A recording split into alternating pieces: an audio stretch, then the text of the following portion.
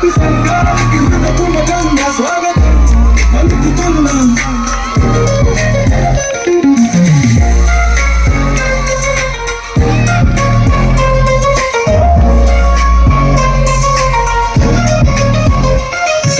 ఎంత పెద్దదైన చిన్న నవ్వుతో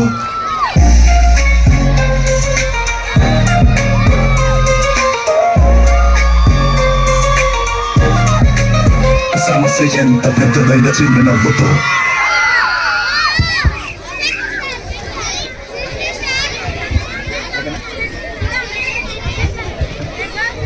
అందరికి నమస్కారం అండి. కొంతమంది నేను డైరెక్ట్గా కలవగలిగాను, కొంతమందిని ఇప్పుడు చూస్తున్నాను. సో మీ విలువైన సమయాన్ని కేటాయించి మా ఇన్విటేషన్ మన్నించి ఇక్కడ దాకా వచ్చిన ప్రతి పేరెంట్కి పేరు పేరున ధన్యవాదాలు. సో ముందుగా అందరికీ 76వ గణతంత్ర దినోత్సవ శుభాకాంక్షలు. సో నన్ను చాలా ప్రోగ్రామ్స్కి ఇన్వైట్ చేస్తారు గెస్ట్ స్పీకర్ లాగా. నేను ప్రతి ప్రోగ్రాంలో ఒక స్టోరీ చెప్పడం అలవాటు.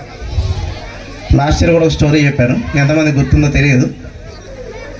ఇప్పుడు కూడా ఒక స్టోరీ ఉంది, ఇది మీలో కొంతమంది తెలిసి ఉండొచ్చు. But just listen, try to understand, and దానికి ఒక మీనింగ్ ఉంది, I tell you later. So ఒక అతనికి బటర్ఫ్లైస్ అంటే బాగా ఇష్టం అన్నమాట. బటర్ఫ్లైస్ అంటే సీతాకోక చిలుకలు. అతను ఏం చేస్తాడంటే ఇంటి మొత్తం అవే పెంచుకుంటూ ఉంటాడు. వాళ్ళకు ఒక గార్డెన్ ఉంది, ఆ గార్డెన్లో కూడా వాటినే పెంచుతూ ఉంటాడు. వాటి మీద బాగా ప్రేమ ఎక్కువ ఉంటుంది. సో ఆయనకు ఒక డౌట్ ఏమొచ్చిందంటే అసలు ఇది ఎలా పుడుతుంది, ఒక మనిషి ఎలా పుడతాడో మనకు తెలుసు, ఈ సీతాకోక చిలుక ఎలా పుడుతుంది, ఎలా పెరుగుతుంది, దాని లైఫ్ నేచర్ అని తెలుసుకోవాలనుకుంటాడు అన్నమాట. సో సీతాకోకలు దేని నుంచి వస్తాయి, వైట్ కలర్లో ఉంటుంది మనకి, కుకూన్స్ అంటాం ఇంగ్లీష్లో. సో దాని నుంచి అది బయటకు వస్తుంది. అతను ఏం చేశారంటే బయట వెళ్ళి ఒక 2-3 తెచ్చారు, అది ఎలా బయటకు వస్తుందో చూద్దామని. అది చూస్తామన్నాడు, స్లోగా స్టార్ట్ అయింది, అది బయటికి వచ్చే క్రమం స్టార్ట్ అయింది. అది బయటకు వస్తున్న క్రమంలో బాగా స్ట్రగుల్ అవుతుంది అనమాట. ఎంతో కష్టపడుతుంది కానీ బయటికి రాలేకపోతుంది. అతను ఒక 1 అవర్ ట్రై చేశాడు, చూస్తూనే ఉన్నాడు, కానీ అది బయటికి రావట్లేదు. ఇక దాని మీద ఉన్న ప్రేమతో ఏం చేశారంటే ఒక చిన్న సిజర్ తీసుకొచ్చి ఏదైతే లేస్ ఉంటుందో దాని మీద, దాన్ని మొత్తానికి స్లోగా పగలగొడుతూ దాన్ని బయటికి తీస్తూ పగలగొడుతూ బయటికి తీస్తూ మొత్తానికి దాన్ని బయటికి తీసుకొచ్చాడు.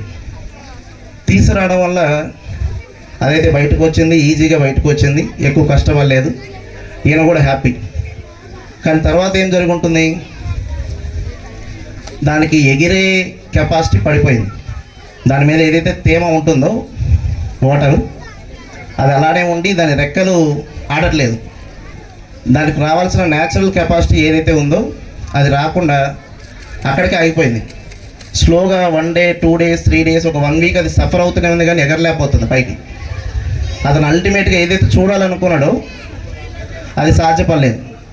ఆఫ్టర్ 1 వీక్ 8 డేస్ 10 డేస్ కష్టపడుతూనే ఉంది, కానీ దానికి రెక్కలు రావట్లేదు, మూవ్ అవ్వట్లేదు, ఫుడ్ తినలేకపోయింది. చివరికి కొన్నాళ్ళకి అది చనిపోయింది. సో ఇప్పుడు ఈ స్టోరీని ఎందుకు చెప్పానంటే, ఇప్పుడు కరెంట్లీ పిల్లల్ని పెంచే విధానాలు కూడా అంతే ఉన్నాయి. మన పేరెంట్స్ ఉద్దేశం చెప్పట్లేదు, జనరల్గా ఈ జనరేషన్లో పిల్లలు ఏ విధంగా పెరుగుతున్నారంటే, ప్రతి మనిషి బతకాలంటే లైఫ్ స్కిల్ కావాలి. భూమి మీద ఉన్న ప్రతి జీవి బతకాలంటే, జంతువులు కానీ చిన్న చిన్న పక్షులు కానీ కీటకాలు కానీ వాటందరికీ అవి స్వతహాగా వెళ్ళి ఫుడ్ తెచ్చుకొని బతుకుతాయి. జంతువులు కానీ ఏవి కూడా వాటి తల్లిదండ్రుల మీద ఆధారపడవు. ఓన్లీ మనుషులే తల్లిదండ్రుల మీద ఇతరుల మీద ఆధారపడే నేచర్ మనిషికి ఎక్కువ ఉంది. అలాంటప్పుడు ఈ జంతువులకి కీటకాలకి వీటికి ఉండే స్కిల్ కంటే మనిషికి స్కిల్ ఎక్కువ ఉండాలి. ఆ స్కిల్ ఎట్లా వస్తుంది, బై డిఫాల్ట్ మనం పెరుగుతున్న వాతావరణంలో పెరుగుతున్న క్రమంలో స్కిల్ వస్తూనే ఉంటుంది. కానీ ఏం చేస్తున్నాం మనం పిల్లల మీద ప్రేమతో, మీరు చూస్తే లాస్ట్ 3 జనరేషన్స్ మన పేరెంట్స్ పెరిగిన విధంగా మనం పెరగలేదు, మనం పెరిగిన విధంగా మన పిల్లలు పెరగట్లేదు. వచ్చే కొద్దీ ప్రేమ ఎక్కువ అవుతుంది. దానివల్ల వాళ్ళు ఏదైతే నేర్చుకోవాలో లైఫ్ స్కిల్స్, జీవన నైపుణ్యాలు అంటారు, అంటే ఒక మనిషి జీవితంలో పైకి వెళ్ళాలంటే ఏవైతే బేసిక్ స్కిల్స్ అవసరమో ఇవాళ ఆ పిల్లలకు ఆ స్కిల్స్ కూడా రావట్లేదు. ఏదైతే మీరు బటర్ఫ్లై స్టోరీలో చూసారో, ఆ బటర్ఫ్లై ఎందుకు చనిపోయిందంటే అక్కడ ఎవరో చెప్పడానికి ట్రై చేస్తున్నారు. ఇందాక హ్యాండ్ ట్రై చేశారు, చెప్పడానికేనా? లేదా? ఓకే. అది ఎందుకు చనిపోయిందంటే బటర్ఫ్లై దాని లైఫ్ స్కిల్ అది బయటకు వచ్చే లోపే స్టార్ట్ అవుతుంది. అది లోపల నుండి బయటకు వచ్చేటప్పుడు వాటి రెక్కలు స్ట్రాంగ్ అవుతాయి. ఆ సెల్ ఏదైతే ఉంటుందో దాన్ని కొట్టి కొట్టి కొట్టి దాని రెక్కలతో అది పగలగొట్టి రెక్కలు స్ట్రాంగ్ అయిన తర్వాత అది బయటకు వస్తుంది. అది ఎప్పుడైతే బయటకు వస్తుందో అప్పటికి దాని రెక్కలు స్ట్రాంగ్ అవుతాయి, దాని బాడీలో ఉన్న తేమ మొత్తం వెళ్ళిపోతుంది, అది ఎగరడానికి రెడీగా ఉంటుంది. అతను ఏం చేశాడు, దాని లైఫ్ స్కిల్ డెవలప్ అయ్యేలోపే దాన్ని బయటికి తీసుకొచ్చాడు. దానివల్ల దానికి న్యాచురల్గా సహజంగా రావాల్సిన స్కిల్ ఏదైతే ఉందో అది రాకుండా అది అక్కడికి ఆగిపోయింది. ఇవాళ పిల్లల పరిస్థితి కూడా అంతే ఉంది. నేనంటే ఎవరిని ఉద్దేశించి చెప్పట్లేదు. నేను చాలా ఏరియాస్ తిరిగాను. నేను ఉత్తరాఖండ్లో వర్క్ చేశాను, రాజస్థాన్లో వర్క్ చేశాను, పాండిచేరిలో 3 months ఉన్నా, నేను వైజాగ్లో ఉన్నా, విజయవాడలో ఉన్నా, కర్నూలులో ఉన్నా, గుజరాత్ వెళ్ళాను. చాలా చోట్ల ఎవరిని మీట్ అయినా ఈ జనరేషన్ పిల్లలు లైఫ్ స్కిల్స్ డెవలప్ అవ్వట్లేదు. ఇది నా సొంతగా కూడా నేను చెప్పట్లేదు. యునైటెడ్ నేషన్స్ ఒక రిపోర్ట్ రిలీజ్ చేశారు. రిపోర్ట్లో ఏముందంటే లాస్ట్ 30 years డేటా మనం చూసుకుంటే 30 years బ్యాక్ అంటే మన పేరెంట్స్ ఉంటారు. ఒక ఎంప్లాయీ పనిచేసిన average years in any company, private అవ్వచ్చు, స్పెషల్లీ ప్రైవేట్ సెక్టర్, ఒక ఎంప్లాయీ మినిమం యావరేజ్గా ఒక కంపెనీలో మినిమం 7 నుంచి 8 years పనిచేశారంట. నెక్స్ట్ జనరేషన్స్కి వచ్చేసరికి ఓన్లీ 3 to 4 years. ఇప్పుడు ఈ జనరేషన్లో ఉన్న వాళ్ళు hardly 6 months to 1 year. For every 1 year company change అవుతున్న వాళ్ళు చాలామంది ఉన్నారు. చేంజ్ అవ్వడానికి ఉన్న major reason work burden, pressure ఎక్కువ ఉంది, వర్క్ ఎక్కువ ఉంది.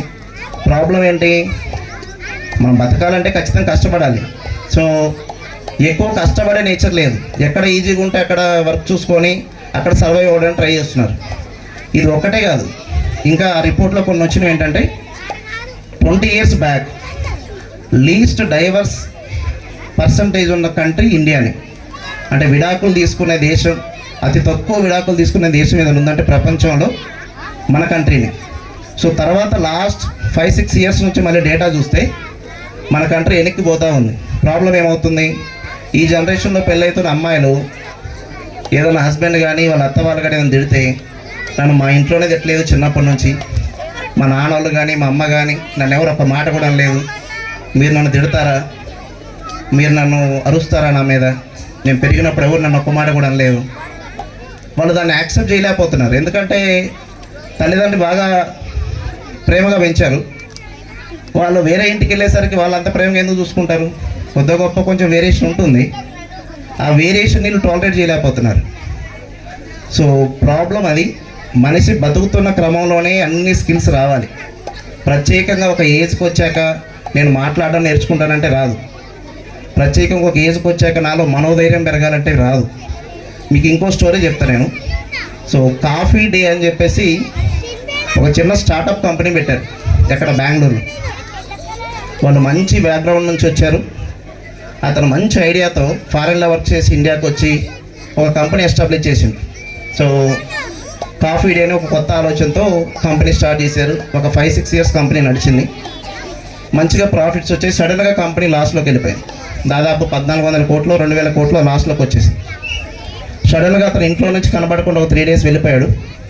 4th day చూస్తే మ్యాంగ్లూరులో ఉన్న ఆయన డెడ్ బాడీ దొరికింది.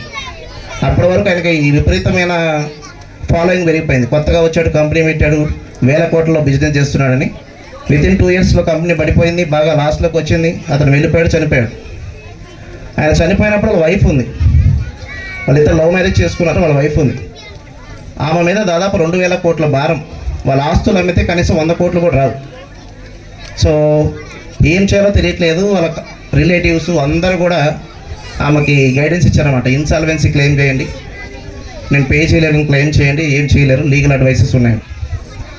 ఆమె ఒకటే డిసైడ్ అయింది, ఇది మా హస్బెండ్ విజన్, సాధ్యమైతే నేను కూడా ట్రై చేస్తా, లేకుంటే నేను కూడా ఆయనలానే పోతా, పోయేదేముంది, ఎనివే ఆయన వెళ్ళిపోయారు, నేను ట్రై చేసి ప్రూవ్ చేస్తానని ఆమె స్టార్ట్ చేసింది. వితిన్ 3 yearsలో వాళ్ళకున్న 2000 కోట్ల అప్పు తీర్చేసి మళ్ళీ ఇప్పుడు కర్ణాటక స్టేట్లోనే టాప్ 5లో ఆమె బిజినెస్ ఉంది. ఎక్కడి నుంచి వచ్చింది ఆ ధైర్యం ఆమెకు? ఆ ఒక్కరోజు వాళ్ళ హస్బెండ్ చనిపోయిన రోజే సడన్గా ధైర్యం వచ్చి ఉంటుందా? చిన్నప్పటి నుంచి ఆమె పెరుగుతున్న వాతావరణం, వాళ్ళ పేరెంట్స్ ఆమెకు నేర్పిన కొన్ని గుణగణాలు, ఇవన్నీ విషయాలు మనకు ప్రాబ్లం వచ్చిన రోజు మనం స్కిల్ డెవలప్ చేసుకోవాలనుకుంటాం. అది ఒక రోజుతో అయ్యే పని కాదు. సో పిల్లలు పెరుగుతున్న క్రమంలోనే అన్నీ నేర్పాలి. దేర్ఫోర్ ఇప్పుడు ఏదైతే జనరేషన్ పిల్లలు ఉన్నారో, కరెంట్లీ స్కూల్ ఏజ్లో ఉన్న పిల్లలు, నెక్స్ట్ 15 ఇయర్స్ వాళ్ళు జాబ్ చేసేది. నెక్స్ట్ 15 ఇయర్స్లో సొసైటీ ఎలా ఉంటుందో తెలియదు, ఎలాంటి టెక్నాలజీ ఇంటిగ్రేట్ చేస్తారో తెలియదు, వాళ్ళు ఎలాంటి సమస్యలు ఎదుర్కొంటారో తెలియదు. సో ప్రతి ఒక్క పిల్లవాడికి ఫస్ట్ అండ్ ఫార్మోస్ట్ వాళ్ళకి కమ్యూనికేషన్ స్కిల్ మంచిగా రావాలి. కమ్యూనికేషన్ అంటే చాలామంది ఏమనుకుంటారు, ఓన్లీ ఇంగ్లీష్లో మాట్లాడమే కమ్యూనికేషన్ అనుకుంటారు. అది ఇంగ్లీష్లో మాట్లాడడం కమ్యూనికేషన్ కాదు, అది that is called communication skills in English language. English భాషను నేర్చుకోవడం. కమ్యూనికేషన్ అంటే సొసైటీలో ఏ విధంగా మాట్లాడాలి, నలుగురిలో ఏ విధంగా మాట్లాడాలి, ఎదుటి వ్యక్తితో ఏ విధంగా మాట్లాడాలి, మాట్లాడి మనకు కావాల్సిన పనిని ఏ విధంగా మనం చేసుకోవాలి, ఇవన్నీ కమ్యూనికేషన్ స్కిల్స్. స్పెషల్లీ మనోధైర్యం, వాళ్ళకి ఏదైతే సైకలాజికల్గా వాళ్ళకి ధైర్యం ఉంటుందో అది లైఫ్ లాంగ్ ఉంటుంది. అది మనం డెవలప్ చేయకపోతే ఈరోజు ఎన్ని ఆస్తులు ఉన్నా, మనం వాళ్ళకి ఎంత చదివించినా స్కిల్స్ లేకపోతే చాలా ఇబ్బంది పడతారు. చూస్తున్నాం మనం politicians, even IAS officers, well established rich people కూడా సూసైడ్ చేసుకుంటున్నారు. ప్రాబ్లం ఏంటి? ఏదో వాళ్ళు చేసే క్రమంలో కొన్ని తప్పులు చేస్తారు, వాటి నుంచి బయటికి రాలేరు, వాటిని ఎలా హ్యాండిల్ చేయాలో తెలుసుకునేంత నేచర్ వాళ్ళకు ఉండదు. స్కిల్ వేరు, లైఫ్ స్కిల్ వేరు. నాలెడ్జ్ అందరికీ వస్తుంది, దాన్ని ఉపయోగించుకొని హై పొజిషన్లో వెళ్ళే వాళ్ళు మన ఇండియాలో హార్డ్లీ 3% ఉన్నారు. 3%. రిమైనింగ్ 97% ఆఫ్ ద పీపుల్ చాలా సింపుల్గా లైఫ్ లీడ్ చేస్తున్నారు. దాంట్లో ఏమైనా ప్రాబ్లమ్స్ వస్తాయి, ఇబ్బంది పడుతున్నారు, ముందుకు వెళ్ళలేకపోతున్నారు, కొంతమంది సూసైడ్స్ కమిట్ చేసుకుంటున్నారు. సో ఇవన్నీ ఫ్యూచర్లో అవాయిడ్ చేయాలి, పిల్లలు మంచి స్థాయిలో ఉండాలంటే. సో దయచేసి మీకు నేను డైరెక్ట్గా చెప్పాల్సిన పొజిషన్లో ఉన్నా అండ్ చెప్పాల్సిన బాధ్యత ఉంది. ప్రతి తల్లి తండ్రికి ప్రేమ ఉంటుంది. మన ప్రేమ ఎలా ఉండాలంటే వాళ్ళ ఫ్యూచర్లో ఎలాంటి ప్రాబ్లం పడకుండా, ఎందుకంటే లైఫ్ లాంగ్ వాళ్ళతో మనం ఉండం, లైఫ్ లాంగ్ వాళ్ళతో మనం ఉండడం కూడా తప్పే. వాళ్ళు స్వతహాగా వాళ్ళ జీవితాన్ని సాగించుకోవాలి ఎవరు సపోర్ట్ లేకుండా. అలా మీరు తయారు చేయగలిగితే దట్ ఈజ్ రియల్ పేరెంటింగ్. అట్లా కాకుండా మనం ఎక్కువ ప్యాంపరింగ్ చేస్తే ఫ్యూచర్లో ఈ పిల్లలందరూ ఖచ్చితంగా ప్రాబ్లమ్స్ ఫేస్ చేస్తారు. వాళ్ళు ప్రాబ్లమ్స్ ఫేస్ చేసే టయానికి మనకి ఓపిక ఉండదు వాళ్ళ ప్రాబ్లమ్స్ రిజాల్వ్ చేయడానికి. సో వాళ్ళ ప్రాబ్లమ్స్ వాళ్ళే రిజాల్వ్ చేసుకోవాలి. And coming to the final fact, మీ అందరికీ వన్స్ అగైన్ నేను పేరున ధన్యవాదాలు చెప్పాలి. ఎందుకంటే కొత్త క్యాంపస్ కన్స్ట్రక్షన్ టైంలో స్కూల్ డిలే అయింది. ఇక ఈవెన్ అసలు చాలామందికి ఉన్న క్వశ్చన్ ఏంటంటే స్కూల్ రీఓపెన్ అవుతుందా, లేకపోతే ఒక 1 year వదిలేస్తారా, నెక్స్ట్ ఇయర్ స్టార్ట్ చేస్తారా, చాలా క్వశ్చన్స్ వచ్చాయి. ఈవెన్ January 10 ఇంకొక 2 రోజుల్లో స్కూల్ జూన్ 12కి స్కూల్ రీఓపెన్ అవ్వాలన్న ఒక 1 week ముందు కూడా ఇంకా ప్రాపర్ కన్స్ట్రక్షన్ లేదు, రూమ్స్ లేవు. చాలామంది పేరెంట్స్ వచ్చారు, చూశారు, మాట్లాడారు, వెళ్ళిపోయారు. బట్ ప్రతి పేరెంట్ కూడా నిజంగా నమ్మారు. వాళ్ళు ఏదో ప్రాసెస్లో ఉన్నారు, అనుకోకుండా డిలే అయ్యి ఉండొచ్చు, what ever the facts. But ప్రతి పేరెంట్ కూడా ఓపిక బట్టి నిజంగా నమ్మి, లేదు ఒక 10 రోజులు డిలే అవ్వని, వీళ్ళు తర్వాత మేనేజ్ చేస్తారు, ప్రాపర్గా పిల్లలకు న్యాయం చేస్తారు అని ప్రతి పేరెంట్ కూడా స్కూల్ని నమ్మి, ఇక్కడ ఉన్న స్టాఫ్ని నమ్మి మీ పిల్లల్ని దాదాపు 2 weeks డిలే అయినా కూడా ఇదే స్కూల్ పంపించారు. దానికి మా పాఠశాల యాజమాన్యం, అందరు టీచర్స్ నా తరపున ఆల్వేస్ పేరున ధన్యవాదాలు. And I'm very clearly telling you, from the day 1 ఎప్పుడైతే ఈ స్కూల్లో అకాడమిక్ ప్రాసెస్ స్టార్ట్ చేశామో, ఎప్పుడైతే మీటింగ్స్, టీచర్స్ వీక్లీ మీటింగ్స్ జరుగుతూ ఉన్నాయో, నేను స్టార్టింగ్ నుంచి టీచర్స్కి అదే చెప్తున్నా, మనల్ని నమ్మి డిలే అయినా కేవలం అకాడమిక్స్, క్యాంపస్ ఎట్లన్నా ఉండని, కాంపౌండ్ ఉందా, ఫ్యాన్ ఉందా, పైన రూఫ్ ఉందా, ఇవెవ్వరు అడగట్లేదు.